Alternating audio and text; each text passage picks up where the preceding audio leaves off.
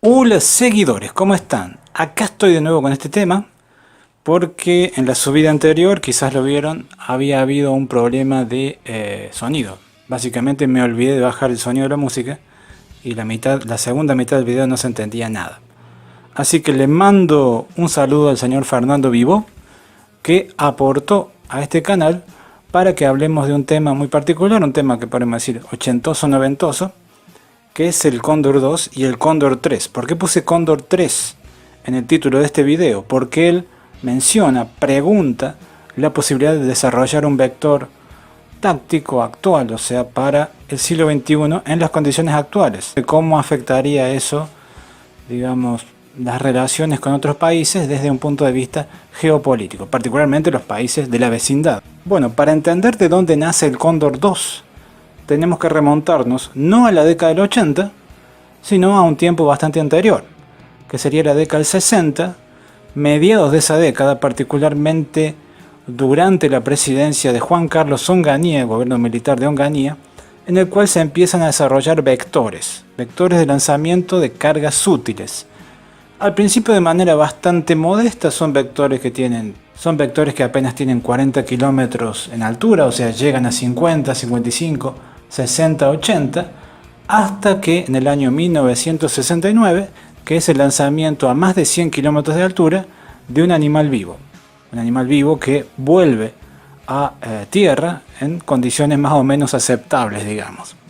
Esa es la experiencia Castor 2, imágenes de eso lo están viendo ahora.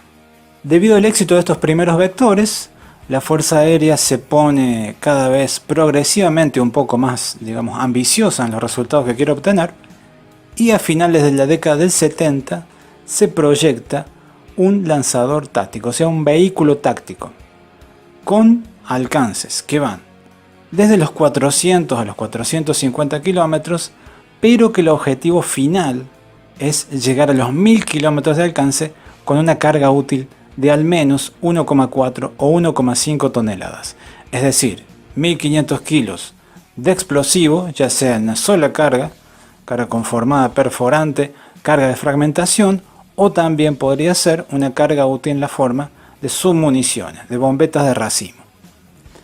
Por lo tanto, tenemos que en 1979-1980 empezamos el desarrollo primero de estos vectores, que son el Alacrán, luego el Cóndor 1 y eventualmente el Cóndor 2 en 1988-1989. Pero acá tenemos un inconveniente. Esos desarrollos son caros. Estamos hablando de 1984-1985. El país está con muchos programas de defensa. Está desarrollando y fabricando varios de esos programas. Les voy a mencionar algunos. Tenemos el programa TAM. Se está fabricando el TAM y el BCTP. Se está fabricando el IA-58 Pucará. En el año 84 se empieza a construir el IA-63 Pampa, del cual la Fuerza Aérea originalmente quería 60 para equipar 4 escuadrillas en diversas brigadas. Se están fabricando los submarinos TR-1700. Eso es mucho, mucho, mucho dinero. Por lo tanto, no hay realmente un remanente de fondos. En el país no hay dólares, se necesita traer de afuera. ¿Y dónde se va? Acá es cuando las fuentes un poco empiezan a bifurcarse, a diferir una de otra. Hay algunas fuentes que dicen que el desarrollo, o mejor dicho, el financiamiento viene desde Irak. Hay otras fuentes que dicen que viene de Irán. Así que con este aporte de dinero que viene desde afuera del país, el desarrollo continúa, elaborándose diversos, digamos, componentes que se convierten en especie de prototipo de las partes del Cóndor 2. Por sí solos son diseños bastante interesantes, por ejemplo el vector Alacrán y el vector Cóndor 1. Recordemos que el Cóndor 2 definitivo es un misil de 2 etapas. El Alacrán tiene un alcance de 100 kilómetros y el Cóndor 1 de aproximadamente 240 a 300 kilómetros. Esos son misiles tácticos de una sola etapa. Recordemos que el Cóndor 2 definitivo tiene 2 etapas. La forma y las prestaciones del Cóndor 2 son muy similares al misil Pershing. Por eso es que yo utilicé este misil para ilustrar gran parte de este video. Además, la verdad que videos del Cóndor 2 prácticamente que no vamos a conseguir. El misil Pershing, un misil táctico, también destinado no a lanzar cargas explosivas convencionales, a diferencia del Lance que podía utilizar cargas explosivas convencionales o nucleares. El misil Pershing siempre estuvo diseñado para cargas explosivas tácticas. Bueno, este misil es muy parecido en forma y en tamaño al Cóndor 2. Son, en el caso del Pershing 1, 600 kilómetros de alcance, después tenemos el Pershing 1A, 800 kilómetros de alcance, y luego la versión definitiva, Pershing 2, de 1500 kilómetros de alcance. Son lo que se llama, no son bajo ningún concepto misiles intercontinentales, pero sí ya cuando superamos los 1000 kilómetros tiene un alcance muy respetable, y en el caso del Pershing 2 fue una pesadilla, un dolor de cabeza para los soviéticos, para los comunistas, porque se desplegó a principios de la década de 1980 desde Alemania Federal, y de ahí podía bombardear sin ningún problema varias ciudades de la Unión Soviética.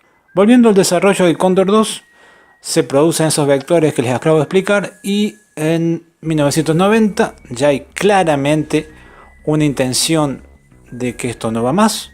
Supuestamente hay muchas presiones del exterior. También hay mucho de un recorte profundo de varios programas de defensa que efectúan Carlos Menem. Algo ya había recortado Alfonsín. Pero lo cierto que en mayo del año siguiente, es decir, abril-mayo de 1991, el diseño se cancela definitivamente. No solo que se cancela el Cóndor 2, y quiero mencionar, aunque este video no es de submarinos, también se cancela la fabricación de los TR-1700, la pareja que todavía se mantenía sin terminar, que se mantiene hasta la fecha de hoy, en lo que era Tandanor. Honestamente, creo que fue más desastroso que la cancelación del Cóndor 2, porque los submarinos verdaderamente los íbamos a usar todos los días, y el misil probablemente no lo hubiéramos usado nunca. Fernando en su mail también me pregunta, ¿cuál sería el impacto geopolítico que habría de un desarrollo de que tuvieran las Fuerzas Armadas Argentinas un sistema equivalente a la fase final del Cóndor 2, es decir, un supuesto Cóndor 3 actual? Quizá forzaría a Chile y a Brasil a diseñar o a comprar algo parecido. Brasil, por ejemplo, tiene un programa de misiles cruceros de Avibras que se llamaba el MTC-300. Probablemente sí habría más ruido en el tema del sur, porque un misil con 1000 kilómetros de alcance significa que desde una base, por ejemplo, en Tierra del Fuego o en Río Gallegos, tranquilamente puede golpear la base militar de Mount Pleasant en una de las Islas Malvinas. Probablemente ahí tendrías un impacto geopolítico, de política internacional, un impacto mayor, saldrías más en las noticias. Ahora, para llegar a ese resultado de un misil operativo, un Cóndor 3, en 2025, con 1000 kilómetros de alcance, deberías haber empezado en 1995, en el año 2000, a poner dinero. El ejemplo de eso lo tenemos en Irán. Irán actualmente está entregando a los Houthis, y eso se vio en diciembre pasado, hace relativamente poco, menos de un mes, está entregando misiles de 2 y 3 etapas con un alcance bastante superior a lo que hubiera sido el Cóndor 2, con alcance de 1950, incluso 2000 kilómetros. Eso lo hemos visto, que desde territorio Houthi, desde territorio yemenita, han alcanzado la capital israelita. Esos son casi 2000 kilómetros. Y han golpeado con bastante precisión a velocidades que realmente los israelitas, a pesar de tener sistemas bastante potentes para la defensa aérea, no han podido destruir todo lo que le han enviado. Ahora, esos son 25 años de desarrollo y mucho dinero invertido. También me pregunto cuál sería el más adecuado desde mi punto de vista para las Fuerzas Armadas Argentinas. El más adecuado no sería un equivalente del Cóndor 2. Sería algo más compacto, un poco más pequeño. Quizá podría ser de 2 etapas, pero algo más compacto, más liviano, más fácil de transportar. Como algo de lo que estoy mostrando últimamente, como los misiles Lance, modernizado por supuesto, algo que se despliegue mucho más rápido, como el misil ATAMS, famoso de la guerra de Ucrania, aunque se queda un poquito corto con el alcance, tendría que tener más de 200, más de 300 kilómetros, o el misil el Iskander, el Iskander-M del video anterior. Ese misil Iskander-M con el lanzador, que no solo lanza uno, tiene 2 misiles guía inercial, puede golpear cualquier cosa, antibúnker o cabeza de racimo, o sea, ese diseño estilo Iskander-M me parece excelente para la República Argentina. De hecho, los rusos en una época lo vendían al exterior con un alcance limitado a 300 kilómetros. Creo que los azeríes o armenios en esa guerra de Nagorno se utilizó. Pues la cosa es, ya sea desarrollo propio o comprar en el exterior, no penses tanto en política y en geopolítica. Pensá en plata. La plata por ahora para esos sistemas no la tenemos. De hecho, no la tenemos para reemplazar cosas de la década del 70, de la década del 80. Es decir, para resolver la utopía Cóndor 3, el grave problema no es el impacto geopolítico. Eso se puede resolver con algún tratado, alguna conversación, alguna otra cosa. Lo que es mucho más difícil de resolver es la falta de divisa. Yo me voy despidiendo. Por supuesto, los invito a que hagan como Fernando, sigan aportando a este canal para que existan más y mejores videos.